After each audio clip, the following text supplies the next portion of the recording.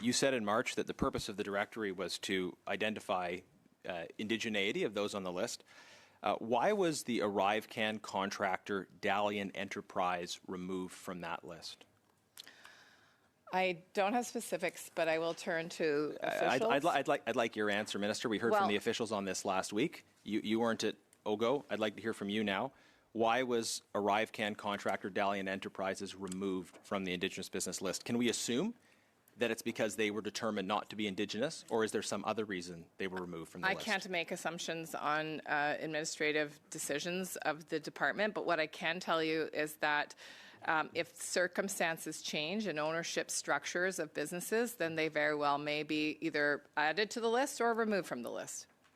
Okay. Is Dalian Enterprises an Indigenous business?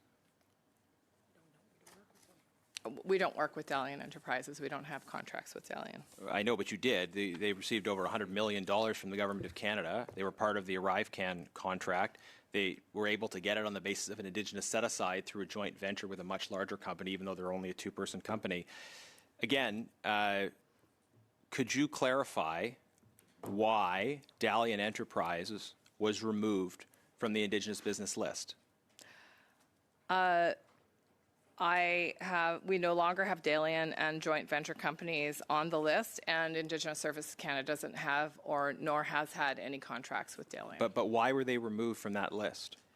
The officials have indicated they were suspended on March 12th due to questionable factors. And in fact, their suspension was announced on March 1st, so they are no longer on the list. So I'm aware that there's some questionable factors involving Dalian. That's why I'm asking questions about it. Could you clarify, please, if they were suspended or removed on March the 1st, what was the reason they were removed?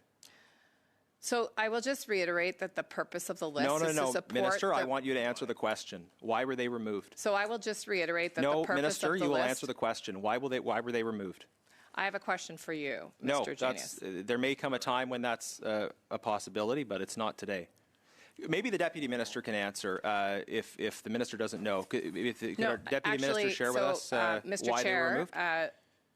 My question is simple. Either the Minister can answer it or maybe the Deputy Minister can answer it. Why was Dalian Enterprises removed from the list? Mr. Chair, through you, I've given an answer to that question, and the list is not a permanent list engraved in stone, as the member would know. Why were they removed from the list? Certainly, that list is something that is reviewed as per the request of other departments. The list exists, let's remind members, to ensure that economic development opportunities are there for Indigenous businesses. Thank you, Minister. Again, this reference to economic development is completely different from what you said when you appeared in March.